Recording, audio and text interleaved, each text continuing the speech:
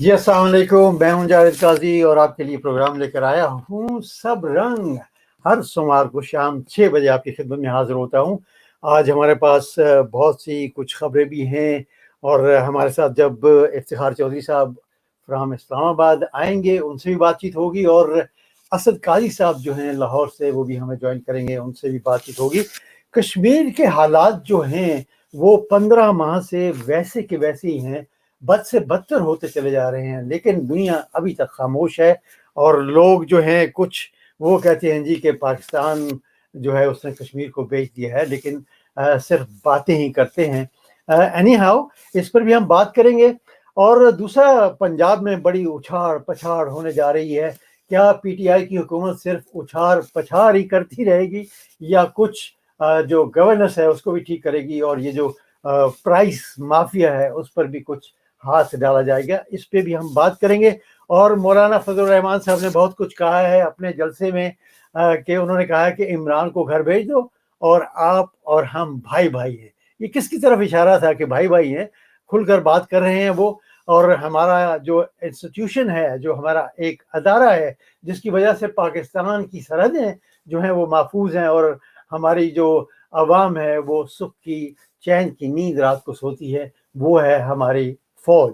उस पर ये बहुत तनकीद कर रहे हैं। ये जो पीडीएम वाले हैं इस पर भी हम बात करेंगे। और इसके अलावा कुछ सऊदीया में मुलाकातें हो रही हैं, उस पर भी कुछ थोड़ी सी रोशनी जो है वो हमारे साथ जब बल्कि हमारे साथ मौजूद हैं जनाब इफ्तिखार चौधरी साहब फ्राम इस्लामाबाद। जी अस्सलाम वालेकुम। वालेकुम सलाम काई साहब। जी असद भाई अस्सलाम वालेकुम फ्राम लाहौर। जी वालेकुम। देखने वाले नाज़रीन को अस्सलाम वालेकुम। थोड़ी सी मैंने रोशनी डाली है जो हमारे मौज़ूआत हैं आज के, उसके उसमें हम बहुत सारे और भी जो मौजू हैं वो भी शामिल करेंगे। लेकिन सबसे पहले इफ्तिखार भाई, कश्मीर के हवाले से 15 माह से वही हालात हैं।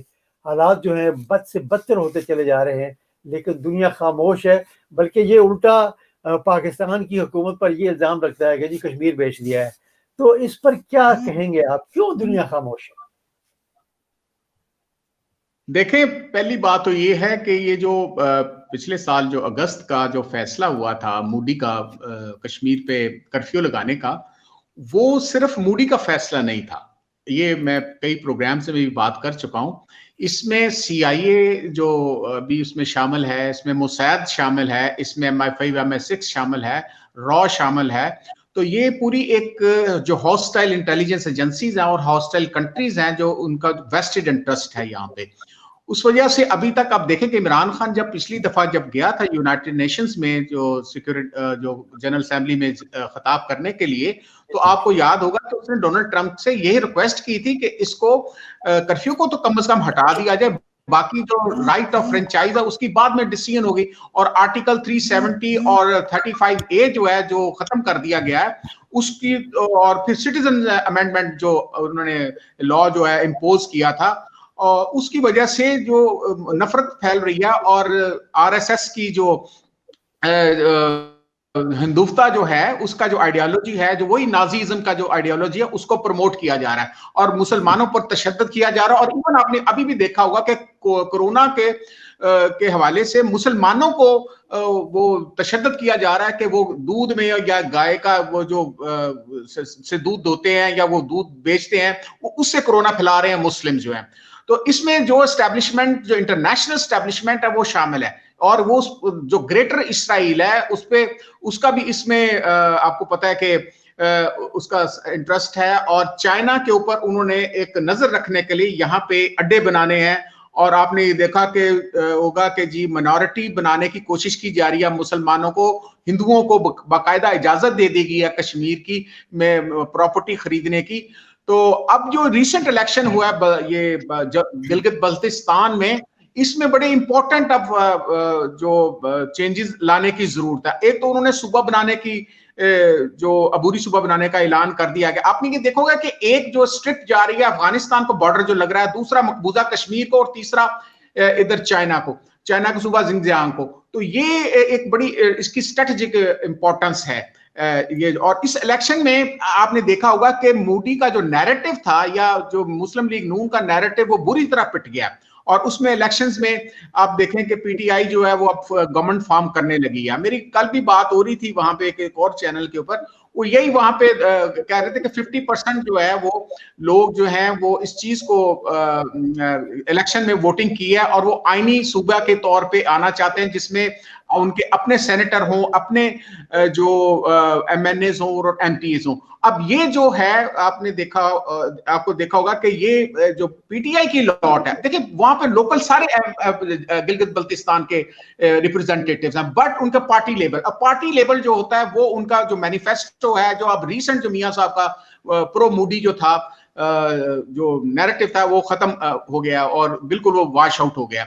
अच्छा, दूसरी आप बात कर रहे हैं कि जी ये जो इंटरनेशनल कम्युनिटी के साथ ये कश्मीर जो है वो हमारे जो वो क्यों इंटरेस्ट नहीं ले रहे और पाकिस्तान की आर्मी या आईएसआई को क्यों कहा जाता है इन्होंने बेचकर खा गए ये लोग। अब हमें ये समझ नहीं लगता कि देखें जो आवाज उठानी, देखें आवाज जो उठानी होती है ये ठीक है, मैं समझता हूं कि इमरान खान की जो कश्मीर कमेटी है वो जो पहले फखर इमाम की थी बाद में तब्दील, वो कश्मीर कमेटी उस तरह का फाल किरदार अदा नहीं कर रही। अब इस इमरान को अपनी जो इफ्तिखार भाई, इसका तो ये मतलब हुआ ना कि जैसे मौलाना फजल रहमान साहब इतना अरसा कश्मीर कमेटी पर बैठे रहे और जो भी आएगा वो ऐसे ही बैठा रहेगा, उजागर नहीं करेगा दूसरी ममालिक में जाके कि जी ये मसला है कश्मीर का। हाँ, मैं इसमें कमेंट करता हूं, ये आपकी बिल्कुल सही बात। देखिए जो भी रोल प्ले कर रहा है वो इंडिविजुअल इमरान खान का रोल हमें नजर आता है, ठीक है ना। तो वो अब ओआईसी के लिए ये और मखदूम कुरैशी जो है वो फॉरेन मिनिस्टर जो है वो दोनों लगे हुए हैं। उन्होंने पिछले दिनों कॉन्फ्रेंस भी की है, इकट्ठे भी बैठ के की है, और मोदी के जो रॉ के जो एजेंट्स हैं जो पकड़े गए हैं, जो उनके मोडास ऑपरेंडी है इंटेलिजेंस एजेंसी के, वो उनको हाईलाइट किया है। अब ये जो बात आप कर रहे हैं कि बिल्कुल इस चीज की जरूरत है कि पाकिस्तान के ये जो फॉरेन ऑफिस है उसको और ज्यादा एक्टिव होना पड़ेगा। वो उसको इमरान खान अब हर जगह नहीं जाके वो बताएगा, उसको डिप्लोमेटिक चैनल्स को यूज करना चाहिए। जाके जो कश्मीर के अंदर जो गुंडागर्दी हो रही है, जो कश्मीर के अंदर औरतों को गैंग रेप किया जा रहा है, बच्चों के साथ जिनसी जुराइम किए जा रहे हैं, और इवन आप देखें कि उनके हिंदुस्तान के अंदर जो है आवाज उठ चुकी है और वहां के जो मिनॉरिटीज हैं वो अपने आप को गैर महफूज समझते हैं। और जब दूसरी तरफ मैं यहाँ पर असद साहब आपको भी लेकर आता हूँ। आप क्या समझते हैं कि लाइन ऑफ कंट्रोल पे जो कुछ हो रहा है, सिर्फ एम्बेसी से, इंडियन एम्बेसी से किसी को बुलाया और एहतजाज कर दिया, बस यहीं तक क्या हमारी हुकूमत जो है वो रहेगी, या फॉरेन ऑफिस जो है वो यहीं तक रहेगा? काई साहब देखें, हमने अगर इस कश्मीर इशू को उठाना था तो वो मिलकर बहसियत कौम उठाना था। देखें, दो कहते हैं ना कि इस वक्त अकेला इमरान खान क्या कर रहा है। इमरान खान की अपनी जगह कोशिश जारी है। जितनी अपोजिशन से आवाजें आ रही हैं उसको मीडिया क्यों हाईलाइट करता है, वो भी इंडियन मीडिया। एक चीज तो वाज़ेह हो गई, कहते हैं दोस्त और दुश्मन में अगर आप फर्क आप नहीं कर पा रहे तो आप ये देखें कि आपका असल दुश्मन किसको सपोर्ट कर रहा है। तो हमारा असल दुश्मन हमारी जो अपोजिशन है उसके पीछे है और उनको सपोर्ट कर रहा है। उनकी जो न्यूज है वो ब्रेकिंग न्यूज देकर, और वो अपने जितने लोग हैं उनको दिखा रहा है, सिर्फ इसलिए कि इमरान खान का जो विजन है वो कश्मीर प्रो कश्मीर है, इनका जो है वो एंटी कश्मीर है। इनका ये है कि बार बार यही कह रहे हैं कश्मीर का सौदा हो गया। कश्मीर का सौदा तो कभी हुआ ही नहीं। अगर हुआ है तो 1947 में ही हुआ है। उसके बाद तो हमारे जितने भी हुक्मरान हैं किसी तरीके से कोशिश करते रहे हैं, लेकिन इस दफा एक खासतन कोशिश हो रही है कि कश्मीर को मसले को हल किया जाए। पहले तो इसके ऊपर बात ही नहीं हुई। अब जो हमारे आप कह रहे हैं कि कश्मीर कमेटी ने तो सर आपने नोटिस किया कि उस टाइम कोई किसी किस्म की आवाज उठाई नहीं सिरे से, बल्कि कह रहे थे वो डिमांड करके कश्मीर कमेटी लेते थे, क्योंकि इंडिया पाकिस्तान के अंदर इन्वेस्टमेंट कर रहा था। लेकिन दुनिया भर के अंदर दूसरे मुल्कों के एजेंट होते हैं, लेकिन बदकिस्मती है कि हमारे सियासतदान हमारे बड़ा इंडियन एजेंट बन गए और वो उन्हीं के मफादात का तहफ़्फ़ुज़ करते रहे, ना कि पाकिस्तान के मफादात का। तो अब तो चीजें खुलकर सामने आ गई हैं कि इस वक्त राव ने और इंडियन जो उनके प्राइम मिनिस्टर मोदी है उसने तो खुल के कहा है कि हमने पाकिस्तान में सरमायाकारी की थी। उनके तो सारी सरमायाकारी इस वक्त डूबती नजर आ रही है, वो चाहे अफगानिस्तान हो, वो चाहे पाकिस्तान हो, वो चाहे बलूचिस्तान हो, या कश्मीर हो। अब तो हम समझते हैं कि पहली दफा पाकिस्तान ने कश्मीर के इशू को इतना हाईलाइट किया है। और जो कमेटी है, आपकी बात सही है, अगर वो डिलीवर नहीं करेगी तो इमरान खान को बदलना चाहिए और किसी नए बंदे को मौका देना चाहिए जो इस मुसलसल इस इशू को उजागर करता रहे और दुनिया की नजर में ये मसला जो है वो मसला ही रहे, ना कि वो एक आम किसी एक पार्टी का मसला। सही है। असद भाई, इफ्तिखार भाई, आपकी तरफ आता हूँ। आप कश्मीर से थोड़ा हट के जो लोकल थोड़ी सियासत है उस पर आते हैं कि पंजाब जी, जी। में एक बार फिर उछाड़ पछाड़ होने जा रही है। कुछ नए चेहरे आने वाले हैं, कुछ वज़रा जाने वाले हैं, कुछ आने वाले हैं। कि क्या पीटीआई 5 साल इसी तरह उछाड़ पछाड़ में गुजार देगी, कोई गवर्नेंस नहीं शो करेगी? देखें, आपको एक बात मैंने कई दफा कही है कि पंजाब के अंदर जो ब्यूरोक्रेसी है वो 35 साल से मियां साहब ने पाली हुई है। और दूसरे जो है एक अब्बास साहब थे आईजी, तो वो रिटायर हो गए हैं लेकिन अभी जिंदा है। मैंने कई दफा इमरान खान साहब से भी कहा है, और दूसरे जो उनके करता धरता जो हैं लोग जो हैं, कि कम से कम जो अब्बास साहब की जो रिपोर्ट है जो उसमें कहा था कि 15 से 20 हजार लोग जो हैं इन्होंने भर्ती किए हैं जिनका मेजॉरिटी का क्रिमिनल रिकॉर्ड है।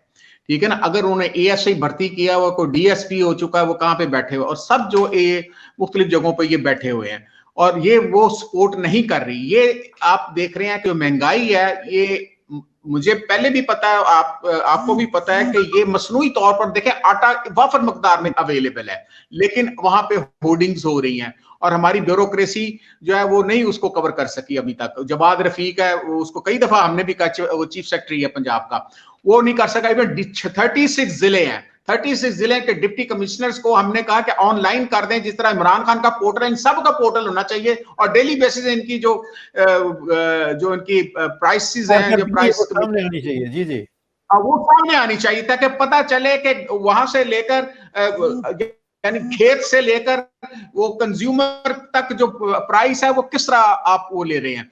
उखाड़ पछाड़ से आप कितना करते हैं। हाँ, एक हमारा एक सिविल सर्विस में होता है कि पटवारी को या तो वो बैठने ना दिया जाए, उसका बस्ता जो घुमाते रहा करें, क्योंकि पटवारी से अगर बस्ता छीन लिया जाए ना तो वो मर जाता है, क्योंकि उसने फर्द के पैसे लेने तो चीजों के पैसे लेने होते हैं। इसलिए ये उखाड़ पछाड़ जो है जो इसको सजेस्ट कर रहा है, असल में गवर्नेंस को दुरुस्त करना चाहिए। वो वहां से जहां आपको लॉ एंड ऑर्डर के इश्यूज आ रहे हैं उनको रिजॉल्व करना चाहिए। सबसे बड़ा मसला आपको प्राइसेस का है, जो आम कमोडिटीज है। अंडे 170 पे हैं और दर्जन हो गए हैं। अब ये चीज कैश करनी है, ये पीडीएम के जो 2 3 4 जलसे रह गए हैं, ठीक है ना।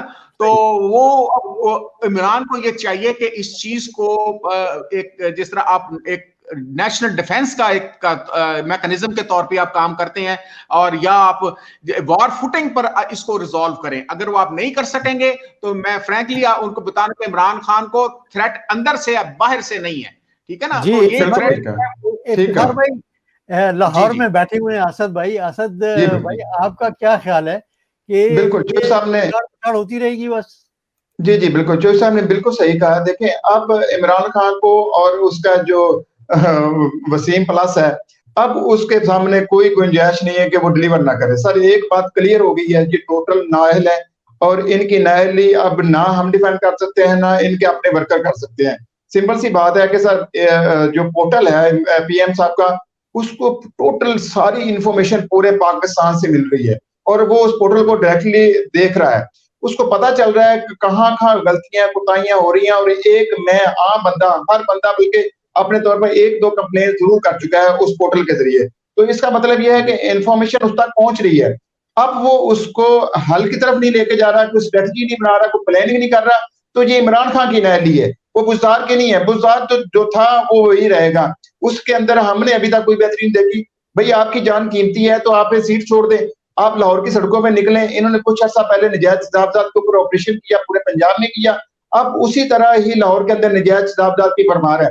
देखिए, कराची के अंदर आज ये वो लाइन जो है ना, रेलवे लाइन को क्लियर कर रहे हैं ना कि हमने सर्कुलर रेलवे चलानी है। सर, लाहौर के अंदर भी जो लाहौर की मेन रोड्स है वो सारी उससे आधी हो चुकी है।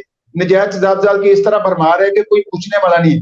इदारे अगर सिर्फ दारे फाल करना चाह रहे थे तो इदारों से काम तो आप ले ना। एक एसी डीसी आपने लगाया या एक डीपीओ लगाया हुआ, तो उससे काम किसने लेना है? आपने तो जाके हर हल्के में लोगों के डायरेक्टली मसले तो हल नहीं करते हैं, आप उनसे जवाब लें। अगर आपको बदलने पड़ते तो आप बदलें उनको। सिर्फ हर जिले के अंदर 36 जिला है ना, आप डीसी और इनसे जो कमिश्नर्स हैं और इनके जो डीपीओ हैं, बकौल इनके अगर वो ईमानदार लगाए हैं इन्होंने, तो फिर आप उनसे उनसे उनका रिजल्ट भी लें, उनसे प्रोग्रेस भी लें। अगर नहीं देंगे तो भाई हम आपसे पूछेंगे, हम आपका गिरबान पकड़ेंगे। तो अभी तक पंजाब गवर्नमेंच टोटली फ्लॉप नजर आ रही है, किसी शोबे के अंदर भी बेहतरी नहीं है। आप रोड्स देख लें, पंजाब के पूरे रोड्स उखड़े हुए हैं, उनके अंदर कोई पैच वर्क नहीं हो रहा है। इसके अलावा हाउसिंग का शोबा बिल्कुल फ्लॉप जा रहा है। उसके अलावा आपने बिल्कुल बात सही की, जो मार्केट कमेटियां हैं, आपने 16 बाजार लगा लिए भाईजान, 100 बंदा 100 मुर्गी 100 बकरा खा जाता है। आपने जो वसाइल है उसकी बराबर तकसीम करनी है, उसका फायदा हर आदमी को पहुंचे, ना कि चंद लोगों को। मैं अगर एक डिपार्टमेंटल स्टोर पे जाता हूँ, मैं 16 बाजार नहीं जा सकता, तो मेरे लिए क्या है? आप देखें जो इनकी ब्यूरोक्रेसी है वो टोटली, पहले तो ये था कि शहबाज शरीफ है तो शायद वो लोग आ जाए, अब तो किसी किस्म की कोई इनको वो उम्मीद नजर नहीं आ रही कि मुस्लिम लीग नून गवर्नमेंट क्या आएगी। अब तो इन्हीं को डिलीवर करना है, तो भाईजान इन्हीं से आप काम लेकर दिखाएं। एक सीसीपीओ लाहौर लगाया, वो बेचारा काम करना चाह रहा है, वो सारे उसकी टांगे खींच रहे हैं। भाईजान आप नीचे भी तो सारे लोग बदले ना, आपको तो किसने रोका? इख्तियारात हैं, तो हम तो पूरा उम्मीद थे, पर उसी तरह मायूसी है लोगों की नजरों में, और लोग इनसे जो उम्मीदें लगाए हुए थे वो पूरी नहीं हो रही सर। अच्छा, थोड़ा आते हैं, ये जो जलसे जुलूस हो रहे हैं इस पर आते हैं। मौलाना फजल रहमान साहब कहते हैं कि इमरान की हुकूमत को फारग कर दे तो हम और आप भाई भाई हैं। ये जो खलाई मखलूक की बात करते होते हैं या इस्टेब्लिशमेंट की बात करते हैं, ये उनकी तरफ इशारा है। तो हमारी जो एजेंसीज हैं वो इस किस्म के जो बयान हैं उनको कैसे सह रही है, क्यों नहीं कुछ कदम उठाते? इफ्तिखार भाई, आप इस पर कुछ रोशनी डालिएगा।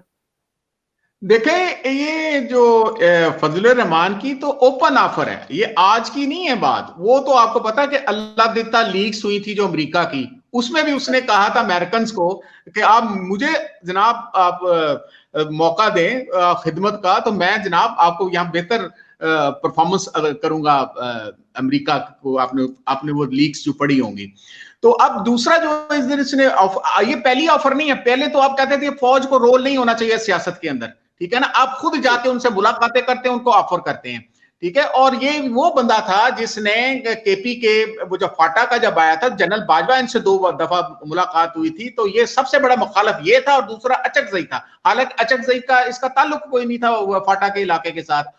तो अभी ये जो ऑफर कर रहे हैं, जो मुझे आपके पास पहले बताएं कि आपकी अपनी सीट नहीं है, ठीक है ना। वो आपको गंडापुर साहब ने आपकी जमानत जब्त करवा दी थी, ठीक है ना। और आपको यही नहीं पता आपके अपने हलके के अंदर कितनी यहूदी लॉबी काम कर रही है, ठीक है ना। तो वो फारग हो गई है उससे। तो इस तरह के जो मैसेज देते हैं फौज को, ये मरियम नवाज ने भी उसको मैसेज दिया है। आपको पता है पहले तो मियां साहब के नैरेटिव पर चलती रही है। जब उसने ये देखा कि बिलावल का थोड़ा सा ट्विस्ट आ गया उसकी पॉलिटिकल स्टेटमेंट्स में, तो ऑब्वियसली उसने भी कहा कि यार ये तो काउंटर प्रोडक्टिव हो गया। आज मियां साहब की क्योंकि वो मदर की डेथ हो गई है, तो मैं एक तो हम उसके लिए ताजियत करते हैं, लेकिन उसके बावजूद भी हाँ जी बिल्कुल अफसोस करते हैं उनके लिए मियां साहब के। ठीक है, वो पॉलिटिकल हमारी नैरेटिव कुछ भी हो, लेकिन वो एक माँ तो एक साझी होती है। तो मेरी तरफ से, बल्कि आप सब की तरफ से हम उनका अफसोस मैं भी जवाब देना चाहूंगा जरा। बिल्कुल, हम सब की तरफ से हम सब। अच्छा कैसा, मैं जवाब देना चाहूंगा साहब। मैंने जो नोटिस किया, मैं समझता हूँ कि आपको याद है जब अल्ताफ सैन को अगर ये चाहते तो वहां से लेके आ सकते थे। हमने भट्टो साहब को फांसी दे के ना हमेशा के लिए जिंदा कर दिया। ये चाह रहे हैं कि ये सियासी मौत खुद से मरे। इनका जो ये जितनी रोज तकरीरें करते हैं ना सर, उससे वो तकरीरें इनके गले पड़ रही हैं, ये खुद से एक्सपोज हो रहे हैं। तो स्टैब्लिशमेंट इसलिए बर्दाश्त कर रही है कि इनको बोलने दें, ये जितना बोलेंगे उतना एक्सपोज होंगे, और अपना जो इनका फॉलोअर्स है वो इनसे मुतरफर होता जाएगा। आप पेशावर का जलसा देखें, वो बिल्कुल फ्लॉप नजर आया। हालांकि इनकी अच्छी खासी वहां पर फॉलोअर्स थे, वर्कर्स थे जो मौलाना साहब के थे, चलो नून लीग के इतने ना हो, तो वो जब अपना ये बोलते हैं तो उसके अंदर अपने आप को एक्सपोज करते हैं। तो इसलिए स्टैब्लिशमेंट ने कहा कि ये वक्ती तौर पर बोल रहे हैं तो हम बर्दाश्त कर लेते हैं, लेकिन ये है कि जो कल को इनको सियासी शहीद ना होने दें। अगर सियासी शहीद हो जाते हैं ना, तो फिर ये हमेशा के लिए जिंदा रहते हैं, और फिर वो भट्टो हमारी तरह पड़ा रहता है, वो भट्टो नहीं मरता फिर।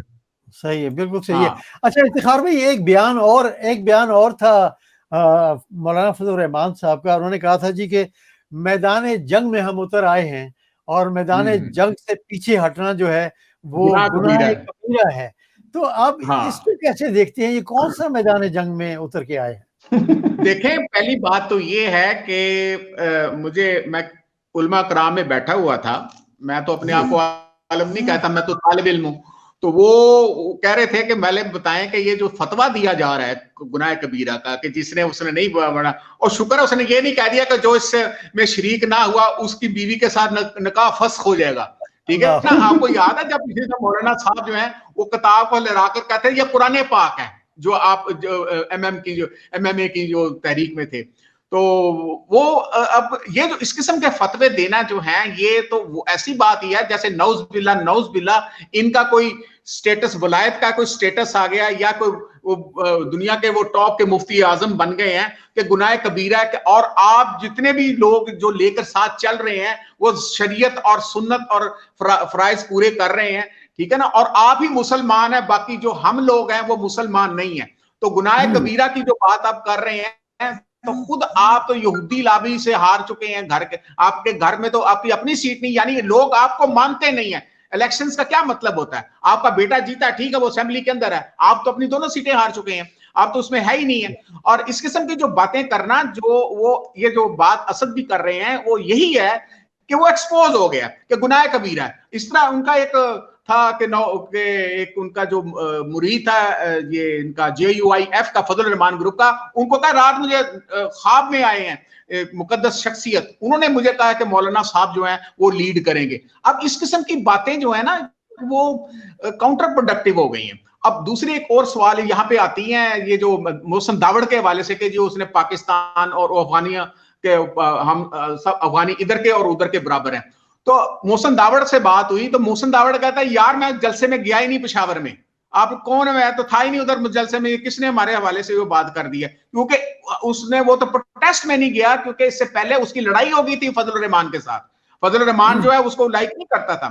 और इस पर उसके अलावा जो गुलबदीन हिकमत यार है उसके खिलाफ मोहसिन दावड़ जो है वो भी उसके खिलाफ स्टेटमेंट्स दे रहा है। तो ये जो फजल रहमान साहब है ये सोलो फ्लाइट लड़ रहे हैं, मैं वाज़ेह तौर पे कह रहा हूं ना, इनके इसको इस्तेमाल कर रहे हैं नून वाले। असद भाई, आप क्या समझते हैं कि पाकिस्तान पीपल पार्टी और मुस्लिम लीग नवाज जो है, वो वैसे तो मौलाना साहब हर हुकूमत में रहे हैं माशाल्लाह, लेकिन इस वक्त मौजूदा हालात के तहत आप क्या समझते हैं कि मौलाना फजल रहमान साहब को ये दोनों पार्टियां इस्तेमाल कर रही हैं?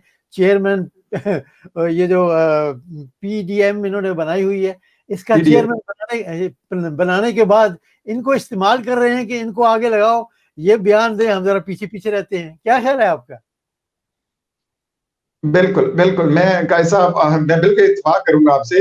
यकीन माने कि पिछले जो इनके जो पिछला एक धरना हुआ था, याद है आपको? उसके अंदर भी इसको टिश्यू पेपर की तरह इस्तेमाल करके उन्होंने फेंक दिया। ये तो मौलाना साहब अच्छे खासे उनसे नाराज हो गए थे और फिर जाके इनको मनवाया इन्होंने। जब ये मान गए हैं तो उस टाइम सरबराही लेकर तो इनको लॉलीपॉप दे दिया गया। सर इनका कुछ नहीं है स्टेक पे। सबसे ज्यादा अगर देखा जाए तो पीपल्स पार्टी, उसके बाद मुस्लिम लीग नून। इन लोगों ने कहा कि अगर हम अपनी जबान से बोलेंगे तो हमारी तो सियासत ऐसी बेड़ा गर्क हो रही है। वो तो मरियम भी कोशिश कर रही है अपने तौर पे, नून लीग का बेड़ा गर्क कर रही है। लेकिन बेसिकली जो फजल रहमान है वो अपने आखिरी जो पत्ते थे वो भी शो करके बिल्कुल सियासत से आउट हो रहा है। बल्कि मुझे किसी ने, एक पीर साहब ने पेशीन हुई की हुई है, ये दोबारा साइकिल पे आ रहा है। इनका तो मुस्तकबिल वो तो चूंकि कश्तियां चला चुका है, तो आखिरी पत्ते खेल रहा है। फजल रहमान के पास है कुछ करने को, कुछ देने को अब कुछ नहीं है, ना एस्टेब्लिशमेंट को, ना अवाम को, ना अपने हल्के की अवाम को, ना मुल्क को। अच्छा इफ्तिखार भाई, आपसे ये सवाल जो है मैं करने जा रहा हूँ, क्योंकि अपोजिशन ये कह रही है कि हमें निशाना बनाया जा रहा है और एहतसाब जो है वो सिर्फ हमारे लिए, नैब जो है वो सिर्फ हमारे लिए। आसिम बाजवा को बहुत से जलसों में अपोजिशन ने जो है उनका नाम उछाला है, लेकिन अभी तक ना तो उन्होंने कोई सफाई पेश की है, ना कोई इंक्वायरी हुई है।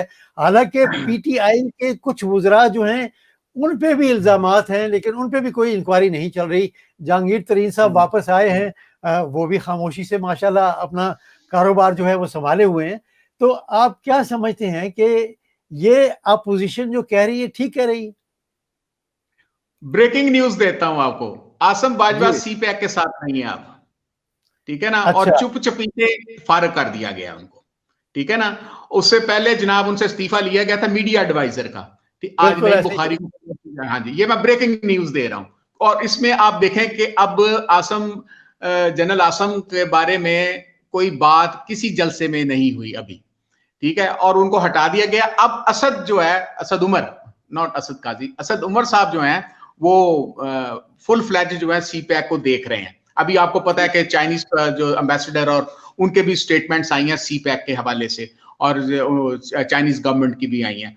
तो दूसरा जो बात कर रहे हैं कि जी हम ये इंडिविजुअल जो है वो अपोजिशन को दिए, करतूत 35 साल से अपोजिशन रही है ना, पीटीआई तो अब आ रही है। और पीटीआई के अंदर जो अलीम खान है वो भी वो करके आया, मेहमान नवाजी उसकी हुई है के अंदर। उसके अलावा दूसरे पख्तूनख्वा से भी वो 2 मिनिस्टर साहब थे, फिर एक जंगलात का मिनिस्टर था पीटीआई का भावलपुर भावलनगर से, हाँ जी, सप्तान काजमी के क्या नाम उनका, तो वो अब देखें कि हाँ जी वो भी तो थे ना। और भी इन लाइमलाइट में आ रहे हैं, क्योंकि इनमें से जो मिनिस्टर जो थे वो पिछले अदवार के थे। अब जो इधर जो हरकत की है उन्होंने, अब वो भी उसके अंदर, अब नैब जो है, हमें बाहर कोई इस तरह की बात तो नहीं लग रही कि वो ना वो टेकअप कर रहे हैं। जितने भी नैब के पास जो केसेस हैं वो सब के सब इनकी पिछली गवर्नमेंट के हैं, सिवाय नवाज ये अभी ये टीटीओ वाला केस जो है शहबाज शरीफ का और ये हमजा शहबाज का, और उसके जो अली इमरान जो उसका दामाद है वो भी खा गया था पैसे इनके जलजला जदगान के। तो ये कहना कि जी वो नहीं है जी वो हमारे कर रहे हैं, वो भी जाना तुम्हारे करतूत हैं तो उसके हवाले से हो रहे हैं। और जो भी मैं फ्रैंकली ओपन अभी जो जर्नलिस्ट मुझे देख रहे हैं जो कह रहे हैं कि जी फौज के खिलाफ इफ्तिखार चौधरी बात नहीं करता, फलां नहीं करता, मैं उनके लिए भी मैसेज दे रहा हूं कि अगर फौज गलत काम कर रही है तो वो, अगर हमें उसको गलत काम से मुराद ये है कि जिस तरह डिक्टेटरशिप होती है, जो मुशर्रफ की डिक्टेटरशिप थी और उससे पहले उसकी डिक्टेटरशिप थी उसकी ये ज़ियाउल हक की। तो हम उसके दरबार में 2 ही लोग जो हैं वो पैदा हुए थे। वो 2 कौन से लोग पैदा हुए थे? एक तो अल्ताफ हुसैन को पाला था उन्होंने जमहूरियत के गमले में, दूसरा नवाज शरीफ। इन दोनों का जो नैरेटिव है आपने देख लिया है कि अल्ताफ हुसैन को तो बहुत ज्यादा सख्त था, और अभी नवाज शरीफ क्योंकि उसको एक नैरेटिव उसने दिया है लेकिन उसके अपने इधर स्टेक्स मौजूद हैं। अब वो भी आपको पता है कि इस जलसे में तकरीर उसको नहीं होने दी। तो मेरा ये कहने का मकसद ये है कि ये जो अपोजिशन की बात है, अगर नैब कोई करती है तो वो उस पे मुझे बिल्कुल ये इस पे करना चाहिए। ये जो राना सनाउल्लाह के पास अगर केस सही बनता है, ये तो ANF का केस है, नैब का केस नहीं है, तो जनरल अरशद को इसका जवाब देना चाहिए जो ANF का चीफ है, ठीक है ना, वो कि वो उसने किस बुनियाद पर, अगर वो केस साबित नहीं होता, क्योंकि इससे वो पॉलिटिकल माइलेज वो हीरो बनता जाएगा राना सनाउल्लाह। और इस किस्म के दूसरे अपोजिशन के हैं, ये तो कन्विक्टेड है ना, आप जो बात कर रहे हैं नवाज शरीफ और ये आपके जो मरियम नवाज है, ये तो कन्विक्टेड है, बेल पर है। और दूसरा जो बात आप कर रहे हैं कि जी उनको पकड़ा नहीं जा रहा होता, बिल्कुल मालम जब्बा वाला केस है, उनको रगड़ा लगना चाहिए जितने वो लोग हैं, पर अगर वो उसमें आते हैं, और ये किसी को स्पेयर नहीं करना चाहिए। सही है। अच्छा, मेरे अपने जाती ख्याल में, और उसमें कोई भी हो, देखो मिलिट्री के अंदर भी अगर जी असद भाई आपकी तरफ आता हूँ। एक बार फिर ये ऐलान हुआ है कि जी मैं NRO नहीं दूंगा। ये कब तक हम सुनते रहेंगे? क्योंकि मेरा ख्याल है कि बहुत बुरी तरह ये फेल हुआ है, अपना PTI हुकूमत जो है फेल हुई है कि अवाम जो है उसकी तवक्को थी कि ये आएंगे और जो लूटा हुआ पैसा है वो वापस लेकर आएंगे, लेकिन कुछ भी नहीं हुआ। ये ऐसे ही जैसे ये दोनों पार्टियां एक दूसरे को कहती रही हैं कि हम घसीटेंगे, पैसे लाएंगे। अब मेरा तो ख्याल है PTI भी उसी डगर पे चल पड़ी है। आपका क्या ख्याल है कि अब इनको कुछ ना कुछ तो दिखाना चाहिए? हाँ जी बिल्कुल, ये ना आपने देखा पिछले दिन इंटरव्यू हुआ इमरान खान का, उससे ये सवाल हुआ है और खान साहब ने बड़ा क्लियर कट कहा है कि हमें थोड़ा सा टाइम दे दें। टाइम तो बहुत मिल गया है, लेकिन मैं और मेरे जैसे आम लाहौरिये या पाकिस्तानी वो सब वो कह रहे हैं कि हमने वोट PTI को इसलिए दिया था कि इन चोरों से लूटा हुआ पैसा वापस करें, लें और इनका एहतसाब करें, इनको जेलों में फेंक दें। तो शहबाज शरीफ साहब का तो बकौल उनके केस बड़ा ओपन आ गया, उनके सामने प्रूफ के साथ एविडेंस आ गए, लेकिन चूंकि कोर्ट्स और जो इनके प्रोसिक्यूशन है वो वीक है, कोर्ट से ये लोग रिलीफ ले लेते हैं और उसके ऊपर फिर हुकूमत भी बेबस है, इमरान खान भी बेबस है। तो हम लोग इसी उम्मीद में बैठे हुए हैं कि इनसे लूटी हुई दौलत वापस लें यही नारा लेके इमरान खान साहब आए थे। ना उधर से वो अपने नारे पर पूरा उतर सके, और ना जो महंगाई है या मुल्क के अंदर बेरोजगारी है, ये 50 लाख नौकरियां है या घरों का वादा है, वो सारे के सारे इस वक्त वो वादों पर अगर देखा जाए तो पूरा उतरते हुए नजर नहीं आते। तो बिल्कुल आपकी बात सही है कि इमरान खान वक्ती तौर पर इस वक्त अपने वादे के ऊपर अमल दरामद नहीं कर पा रहा और फ्लॉप हो रहा है। जी, आप क्या कहेंगे इस पर इफ्तिखार भाई? He is right. बिल्कुल, इमरान खान की जो सबसे बड़ी फेलियर है, वो जो दावा करता था कि मैं चोरों को पकड़ के उनके पैसे पेट में से निकालूंगा या कहीं और से निकालूंगा, तो वो उनके फॉरेन अकाउंट से निकालूंगा या उनके जो फ्लैट्स हैं उनको मैं साबित करूंगा, तो वो मेरा नहीं ख्याल कि वो 1 रुपया भी वो ले सका है। ठीक है ना, नैब क्लेम तो करती है, लेकिन वो जो लोकल जो पकड़े जाते हैं बंदे, उनसे कोई 2, 4, 10, 15, 50 अरब ले लिया होगा। लेकिन ये जो लोग हैं, क्योंकि ये मार्केटिंग करते हैं बाहर जाके अरब मुल्कों के साथ, ये खास तौर पे MBS जो है, ये पिछला जो था उसका ये जो किंग था, वो उसके साथ उसकी दोस्ती थी। तो मेरा अपना भी ख्याल है कि अभी भी जो हुआ है, नवाज शरीफ का जो एग्जिट हुआ है, हमारी कुछ रावलपिंडी से जो बात होती है, तो वो भी यही कह रहे हैं कि ये सऊदी अरब की इन्वॉल्वमेंट के बगैर नहीं हो सकता। और दूसरी ये है कि ये जो कतर का जहाज आया था, आपने खुद देखा होगा, तो वो इस किस्म के, वो तो इंटरफेरेंस है, ये एक अलग सब्जेक्ट बन जाएगा। लेकिन फॉर द टाइम बिंग आप देखें, जहांगीर तरीन को बुलाया, वो माफिया का जो सरदार था, वो माफिया को काउंटर करने के लिए कि जी हमने चीनी जो है वो सस्ती देनी है, या चीनी जो है उसको कम से कम उसको आज देखें, उसकी वो वापस हो गया। FBR को जो नोटिस गया था जहांगीर तरीन को, वो उन्होंने सस्पेंड कर दिया। तो लिहाजा इमरान खान को इस तरफ तवज्जो देनी चाहिए। अभी अगला साल जो है वो शुरू हो जाएगा, इलेक्शन का साल शुरू हो जाएगा, क्योंकि अगला साल उन्होंने अपनी परफॉर्मेंस अगर ना शो की तो ये मिजरेबली फेल हो जाएगा अगले इलेक्शंस के अंदर। क्योंकि महंगाई जो है, अवाम को ये चाहिए कि महंगाई पे और जो कंज्यूमर आइटम्स हैं उसको कंट्रोल किया जाए, और उसके अलावा जो उसने जो नारा लगाया था करप्शन